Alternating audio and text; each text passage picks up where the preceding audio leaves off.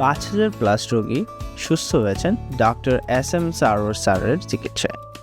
এই বিশ্বখ্যাত ক্যান্সার গবেষক তার অভিনব হোমিও চিকিৎসার মাধ্যমে অসংখ্য রোগীকে নতুনভাবে বাঁচতে সাহায্য করেছেন।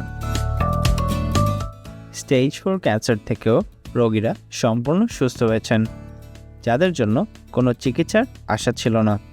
ডক্টর সারোয়ার স্যারের হোমিও চিকিৎসায় আল্লাহর রহমতে আজ তারা নতুন জীবন ফিরে পেয়েছেন। সুতরাং সিরিয়াল দেওয়ার জন্য আজই যোগাযোগ করুন নিচে দেওয়া নাম্বারে।